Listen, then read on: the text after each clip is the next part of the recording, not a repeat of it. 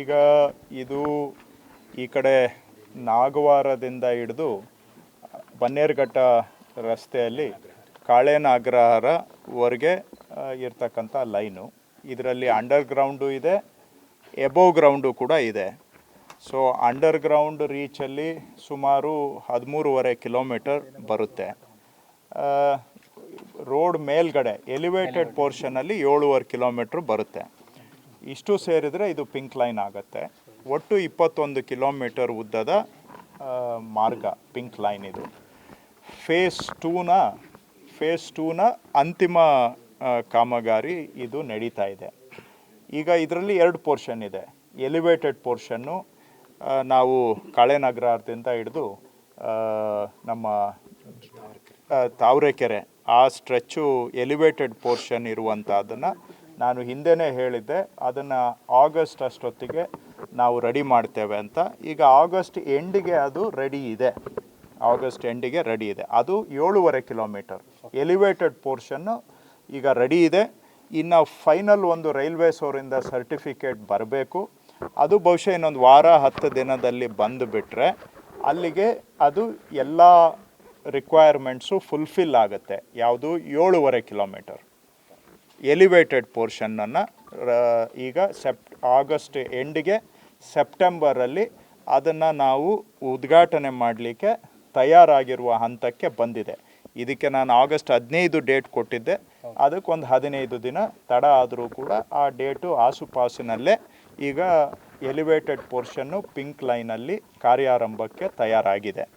ಇನ್ನು ಅಂಡರ್ಗ್ರೌಂಡ್ ಪೋರ್ಷನಲ್ಲಿ ಇನ್ನೂ ಸಾಕಷ್ಟು ಕೆಲಸ ಇದೆ. ನಾವು ಇದಕ್ಕೆ ಹೇಳಿದ್ದು ಮುಂದಿನ ವರ್ಷ ಮಾರ್ಚ್ ಅಷ್ಟೊತ್ತಿಗೆ ಅಂಡರ್ಗ್ರೌಂಡ್ ಪೋರ್ಷನ್ ಎಲ್ಲಿ ನಾಗವಾರದವರೆಗೆ ಮಾರ್ಚ್ ಅಷ್ಟೊತ್ತಿಗೆ ಕಾರ್ಯರೂಪಕ್ಕೆ ತರ್ತೇವೆ ಅಂತ. ಅದರಲ್ಲಿ ಮೊದಲನೇ ಸ್ಟೇಜು ಈಗ ಅಟ್ಲೀಸ್ಟ್ ಒಂದು ಇದರಲ್ಲಿ ಇಂಜಿನನ್ನು ಇಳಿಸಿ ಟ್ರಯಲ್ ರನ್ನು ಒಂದು ಕಡೆಯಿಂದ ಆರಂಭ ಮಾಡಬೇಕು. ಈಗ ಜಯದೇವ ಹತ್ರ ಸದ್ಯದಲ್ಲೇ ಬಹುಶಃ ಮುಂದಿನ ತಿಂಗಳಲ್ಲಿ ಒಂದು ಇಂಜಿನನ್ನು ಇಳಿಸಿ ಆ ಕಡೆಯಿಂದ ಟ್ರಯಲ್ ರನ್ನನ್ನು ಆರಂಭ ಮಾಡೋದಕ್ಕೆ ನಾನು ಇವತ್ತು ಅವರಿಗೆ ಹೇಳಿದ್ದೇನೆ. ಒಟ್ಟಾರೆ ಎಲಿವೇಟೆಡ್ ಪೋರ್ಷನ್ನು ಸೆಪ್ಟೆಂಬರಲ್ಲಿ ನಾವು ಉದ್ಘಾಟನೆಗೆ ತಯಾರಿದ್ದೇವೆ. ಅದು ಮುಖ್ಯಮಂತ್ರಿಗಳು, ಕೇಂದ್ರದ ಸರ್ಕಾರದ ಪ್ರತಿನಿಧಿಗಳು ಯಾವಾಗ ಸಮಯ ಕೊಡ್ತಾರೆ ಆವಾಗ ಉದ್ಘಾಟನೆಗೆ ರೆಡಿ ಇದೆ. ಸೆಪ್ಟೆಂಬರ್ ತಿಂಗಳಿಗೆ ರೆಡಿ ಅದು. ಈ ಅಂಡರ್ಗ್ರೌಂಡ್ ಪೋರ್ಷನ್ ಏನಿದೆ ಇದು ಇನ್ನೂ ಮಾರ್ಚ್ವರೆಗೂ ಕಾಮಗಾರಿ ನಡೆಯುತ್ತೆ. ಹಾಗಂತೇಳಿ ಅಂಡರ್ಗ್ರೌಂಡ್ ಆಗಿಲ್ಲ ಅಂತ ಎಲಿವೇಟೆಡನ್ನು ನಿಲ್ಲಿಸೋದೇನು ಬೇಕಾಗಿಲ್ಲ. ಮೇಲೆ ಎಲಿವೇಟೆಡ್ ಪೋರ್ಷನನ್ನು ನಾವು ಅವರು ಕೇಂದ್ರ ಸರ್ಕಾರದವ್ರು ಯಾವಾಗ ಟೈಮ್ ಕೊಟ್ಟರೆ ಆವಾಗ ಉದ್ಘಾಟನೆಗೆ ನಾವು ತಯಾರಿದ್ದೇವೆ. ಈ ಅಂಡರ್ಗ್ರೌಂಡಲ್ಲಿ ಇನ್ನೂ ಒಂದು 6 ತಿಂಗಳು 7 ತಿಂಗಳಷ್ಟು ಕೆಲಸ ಇದೆ. ಅದರಲ್ಲಿ ಈಗ ನೆಕ್ಸ್ಟ್ ಸ್ಟೇಜಲ್ಲಿ ಫಸ್ಟು ಅವ್ರಿಗೆ ಹೇಳಿದ್ದೇನೆ, ಇಂಜಿನನ್ನು ಇಳಿಸಿ ಒಂದು ಕಡೆಯಿಂದ ಟ್ರಯಲನ್ನು ಆರಂಭ ಮಾಡಿ ಅಂಥೇಳಿ ಅಂತ. ಒಟ್ಟು ಈ ಪಿಂಕ್ ಲೈನು 21 ಕಿಲೋಮೀಟರ್ ಉದ್ದ ಬರುತ್ತೆ. ಬೆಂಗಳೂರಿನ ಮಧ್ಯಭಾಗದಲ್ಲಿ ಬನ್ನೇರುಘಟ್ಟ ರೋಡಿಂದ ಈ ಕಡೆ ನಾಗವಾರದವರೆಗೆ ಹೋಗುವಂಥದ್ದು ಇದೇನಿದೆ, ಒಂದು ಕಡೆ ಜಯದೇವ ಆಗಲಿ ಅಲ್ಲಿಂದ ಬಂದು ಇಲ್ಲಿ MG ರೋಡನ್ನು ಕ್ರಾಸ್ ಆಗಿ ಈ ಕಡೆ ಶಿವಾಜಿನಗರ್ ಕ್ರಾಸ್ ಆಗಿ ಟ್ಯಾನ್ರಿ ರೋಡು ಈ ಥರ ಎಲ್ಲ ಹೃದಯ ಭಾಗದಲ್ಲಿ ಹೋಗೋದರಿಂದ ಇದು ಜನಗಳಿಗೆ ಬಹಳ ಅನುಕೂಲ ಆಗುತ್ತೆ ಅಂತ ನಾವು ನಂಬಿದ್ದೇವೆ ಮುಂದಿನ ದಿನಗಳಲ್ಲಿ. ಮತ್ತು ಇದೇ ಲೈನು ಹೋಗಿ ನಾಳೆ ಏರ್ಪೋರ್ಟ್ ಲೈನ್ಗೂ ಕನೆಕ್ಟ್ ಆಗುತ್ತೆ. ನಾಗವಾರದಲ್ಲಿ ಅವರು ಟ್ರೈನನ್ನು ಚೇಂಜ್ ಮಾಡಿದರೆ ಹೆಬ್ಬಾಳದ ಮುಖಾಂತರ ಏರ್ಪೋರ್ಟ್ವರೆಗೂ ಕೂಡ ತಲುಪಬಹುದು. ಹಾಗಾಗಿ ಬೆಂಗಳೂರಿನ ಭವಿಷ್ಯದ ಮೆಟ್ರೋ ಜನ ಸಂಪರ್ಕಕ್ಕೆ, ಸಾರಿಗೆಗೆ ಇದು ಭಾಳ ಕ್ರಿಟಿಕಲ್ ಆಗಿರುವಂತಹ ಲೈನು.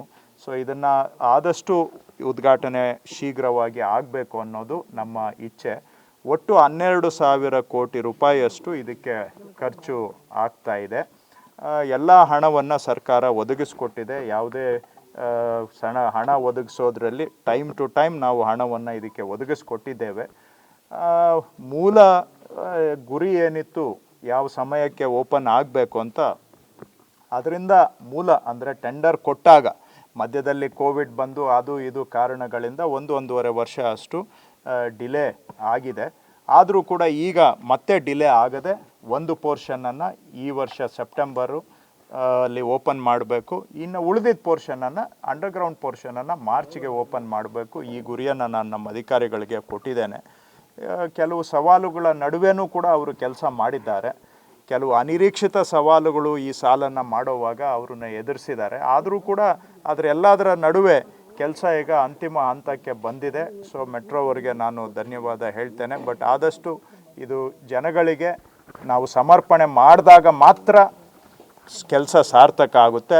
ಅದನ್ನು ಶೀಘ್ರವಾಗಿ ಮಾಡಬೇಕು ಅಂತ ಅವ್ರಿಗೆ ಸೂಚನೆ ಕೊಟ್ಟಿದ್ದೇನೆ. ಹೆಚ್ಚು ನಿರೀಕ್ಷೆ ಇಡ್ತಾ ಇರುವಂಥದ್ದು ಏರ್ಪೋರ್ಟ್ ಲೈನ್ ಕೂಡ ಮಾರ್ಗ ಕೂಡ ಸರ್, ಅದಕ್ಕೆ ಹೆಚ್ಚು ನಿರೀಕ್ಷೆ ಇಡ್ತಾ ಇದ್ದಾರೆ ಬೆಂಗಳೂರಿಗರು. ಹೌದು, ಅದಕ್ಕೆ ಏನು ಡೆಡ್ಲೈನ್ ಏನು ಕೊಡಲ್ವಾ ಅಂತ? ಕೊಟ್ಟಿದ್ದೇವೆ ಡೆಡ್ಲೈನ್. ಈಗ ಏರ್ಪೋರ್ಟ್ ಲೈನ್ ಅಂತ ಹೇಳಿದ್ರೆ ಅದು 2A 2B ಸೆಂಟ್ರಲ್ ಸಿಲ್ಕ್ ಬೋರ್ಡಿಂದ ಶುರು ಮಾಡಿ KR ಪುರಕ್ಕೆ ಬಂದು KR ಪುರದಿಂದ ನಾಗವಾರ, ಹೆಬ್ಬಾಳದಿಂದ ಏರ್ಪೋರ್ಟ್ಗೆ ಹೋಗುವಂಥದ್ದು. ಇಷ್ಟು ಪೋರ್ಷನ್ನು ಸೇರಿಸಿ 2A 2B ಎರಡು ರೀಚಸ್ ಅದು. ಅದರಲ್ಲಿ ಬೇರೆ ಬೇರೆ ಪ್ಯಾಕೇಜುಗಳು ಇದ್ದಾವೆ. ಈಗ ನಾವು ಸೆಂಟ್ರಲ್ ಸಿಲ್ಕ್ ಬೋರ್ಡಿಂದ KR ಪುರದವರೆಗೆ ಕೆಲಸ ಸ್ವಲ್ಪ ಅಡ್ವಾನ್ಸ್ ಸ್ಟೇಜಲ್ಲಿ ಇದೆ.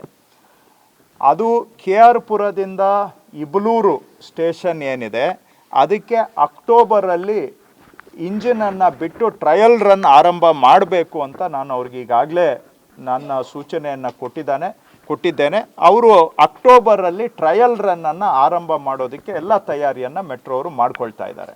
ಸೊ KR ಪುರದಿಂದ ಇಬ್ಲೂರುವರೆಗೆ ಪುಷ್ ಮಾಡ್ತಾರೆ ಟ್ರಯಲನ್ನು. ಇಬ್ಲೂರಿಂದ ಸೆಂಟ್ರಲ್ ಸಿಲ್ಕ್ ಬೋರ್ಡ್ಗೆ ಬಹುಶಃ ಅದೂ 3 ತಿಂಗಳ ನಂತರ ಡಿಸೆಂಬರ್ ಜಾನ್ವರಿ ಅಷ್ಟೊತ್ತಿಗೆ ಅಲ್ಲೂ ಕೂಡ ಟ್ರಯಲ್ ರನ್ ಮಾಡಬೇಕು ಅಂತ ಹೇಳಿದ್ದೇನೆ. ಇದು KR ಪುರದಿಂದ ಸೆಂಟ್ರಲ್ ಸಿಲ್ಕ್ ಬೋರ್ಡ್ಗೆ ಆಯಿತು. KR ಪುರದಿಂದ ನಾವು ಹೆಬ್ಬಾಳದ ಕಡೆಗೆ ಬಂದರೆ ಅಪ್ ಟು ನಾಗವಾರ ಪೋರ್ಷನ್ ಏನಿದೆ KR ಪುರದಿಂದ ನಾಗವಾರ, ಮುಂದಿನ ವರ್ಷ ಮಧ್ಯದಷ್ಟೊತ್ತಿಗೆ ಅದು ಎಲ್ಲ ರೆಡಿ ಆಗಿಬಿಡುತ್ತೆ.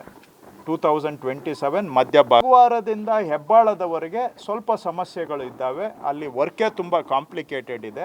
ಅಲ್ಲಿ ಮೆಟ್ರೋ ಸ್ಟೇಷನ್ಸ್ ಮಾಡೋದಾಗಲಿ ಮತ್ತು ಔಟರ್ ರಿಂಗ್ ರೋಡ್ ಇರೋದರಿಂದ ವರ್ಕ್ಗೆ ಕ್ಲಿಯರೆನ್ಸ್ ಆಗಲಿ ಎರಡೂ ಪ್ರಾಬ್ಲಮ್ ಇದೆ. ಜೊತೆಗೆ ಬೆಂಗಳೂರಲ್ಲಿ ಅದು ಒಂದೇ ಒಂದು ಲೊಕೇಶನ್ನು ಎಲಿವೇಟೆಡಲ್ಲೇ 2 ಸಪ್ರೇಟ್ ಟ್ರ್ಯಾಕ್ಸ್ ಬರ್ತಾ ಇದೆ. ಫ್ಯೂಚರಲ್ಲಿ ಒಂದು ಟ್ರ್ಯಾಕು ಬ್ಲೂ ಲೈನು ಏನೋ ಬರುತ್ತೆ, ಇದು ಆರೆಂಜ್ ಲೈನ್ ಬರುತ್ತೆ. ಅದಕ್ಕೂ ಈಗಲೇ ಅದು ಇನ್ನೂ ಬರಬೇಕು ಅಂತ ಹೇಳಿದ್ರೆ ಇನ್ನೂ 5 ವರ್ಷ ಆಗುತ್ತೆ. ಆದರೆ ಅದಕ್ಕೂ ಕೂಡ ಈಗಲೇ ಟ್ರ್ಯಾಕ್ ಹಾಕಬೇಕಾಗುತ್ತೆ. ಯಾಕಂದರೆ ಒಂದು ಸತಿ ಕನ್ಸ್ಟ್ರಕ್ಷನ್ ಮಾಡಿದ ಮೇಲೆ ಅದೇ ಜಾಗದಲ್ಲಿ ಹೋಗಿ ನಾಳೆ ಇನ್ನೂ ಒಂದು ಕನ್ಸ್ಟ್ರಕ್ಷನ್ ಮಾಡೋಕ್ಕಾಗೋದಿಲ್ಲ ಅಂಥೇಳಿ ಫ್ಯೂಚರ್ ಆರೆಂಜ್ ಲೈನ್ಗೂ ಸೇರಿಸಿ 2 ಅಂದರೆ ಒಟ್ಟು 4 ಟ್ರ್ಯಾಕ್ ಬರುತ್ತೆ.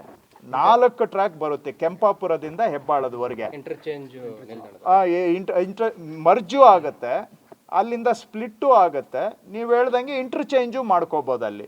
ಸೊ ಇವೆಲ್ಲ ಸವಾಲುಗಳು ಬರೋದ್ರಿಂದ ಕೆಂಪಾಪುರದಿಂದ ಹೆಬ್ಬಾಳದವರೆಗೆ ಸ್ವಲ್ಪ ವಿಳಂಬ ಆಗುತ್ತೆ. ಅದು ಬಿಟ್ಟರೆ ಹೆಬ್ಬಾಳದಿಂದ ಏರ್ಪೋರ್ಟ್ ಕನೆಕ್ಟಿವಿಟಿಯನ್ನು ನೆಕ್ಸ್ಟ್ ಇಯರು ನಾವು ಒಂದು ಇಷ್ಟೊತ್ತಿಗೆ ಸೆಪ್ಟೆಂಬರ್ ಅಕ್ಟೋಬರ್ ಅಷ್ಟೊತ್ತಿಗೆ ಹೆಬ್ಬಾಳದಿಂದ ಏರ್ಪೋರ್ಟ್ವರೆಗೆ ಕಮರ್ಷಿಯಲ್ ಆಪ್ರೇಷನ್ನೇ ಮಾಡಬೇಕು ಅಂತ ಅವ್ರಿಗೆ ಹೇಳಿದ್ದೇನೆ. ಸೊ ಈ ಎಂಟೈರ್ ಸ್ಟ್ರೆಚ್ಚು ಒಂದೊಂದು ಥರ ಇದೆ. ನಿಮಗೆ ಹೇಳೋದಾದರೆ ಈಗ KR ಪುರದಿಂದ ಸಿಲ್ಕ್ ಬೋರ್ಡ್ವರೆಗೆ ಆದಷ್ಟು ಮುಂದಿನ ವರ್ಷ ಮಧ್ಯದಷ್ಟೊತ್ತಿಗೆ ಕಮರ್ಷಿಯಲ್ ಆಪ್ರೇಷನ್ ಮಾಡ್ತೇವೆ. ಹಾಗೂ ಹೆಬ್ಬಾಳದಿಂದ ಏರ್ಪೋರ್ಟ್ವರೆಗೆ ಮುಂದಿನ ವರ್ಷ ಸೆಪ್ಟೆಂಬರ್ ಅಷ್ಟೊತ್ತಿಗೆ ಅದು ಕೂಡ ಕಮರ್ಷಿಯಲ್ ಆಪ್ರೇಷನ್ ಆಗುತ್ತೆ. ಮಧ್ಯದಲ್ಲಿ ಸ್ವಲ್ಪ ಟೈಮ್ ತಗೊಳ್ಬೋದು. ಅದನ್ನು ಕೂಡ ನಾವು ಏನೇ ಮಾಡಿ 2027 ಡಿಸೆಂಬರ್ ಅಥವಾ 2028 ಮಾರ್ಚ್ ಇಷ್ಟರೊಳಗಡೆ ಅದನ್ನು ಕಂಪ್ಲೀಟ್ ಮಾಡಿ ಎಂಟೈರ್ ಸೆಂಟ್ರಲ್ ಸಿಲ್ಕ್ ಬೋರ್ಡಿಂದ ಏರ್ಪೋರ್ಟ್ವರೆಗೆ ಇಷ್ಟೂ ಕೂಡ 2028 ಮಾರ್ಚ್ ಒಳಗಡೆ ಎಲ್ಲ ಆಪ್ರೇಷನಲೈಸ್ ಆಗಬೇಕು ಅಂತ ನಾವು ಸೆಕ್ಷನ್ ವೈಸು ಟಾರ್ಗೆಟನ್ನು ಅವ್ರಿಗೆ ಹಾಕಿಕೊಟ್ಟಿದ್ದೇವೆ. ಆ ದಿಕ್ಕಿನಲ್ಲಿ ಕೆಲಸ ಮಾಡ್ತಾ ಇದ್ದಾರೆ. ಮೋರ್ ಆರ್ ಲೆಸ್ ನಾವು ಆನ್ ಟ್ರ್ಯಾಕ್ ಇದ್ದೀವಿ. ಏನಾದರೂ ಸಣ್ಣ ಪುಟ್ಟ ಮಧ್ಯದಲ್ಲಿ ಸಮಸ್ಯೆಗಳು ಬರಬಹುದು, ಬಟ್ ಹೆಚ್ಚು ಕಡಿಮೆ ಈ ಟೈಮ್ ಲೈನಲ್ಲಿ ಮುಗಿಸುವಂಥ ಪ್ರಯತ್ನ ಮಾಡ್ತೇವೆ. ಎಲ್ಲೋ ಲೈನ್ ವಿಸ್ತರಣೆ ಕೂಡ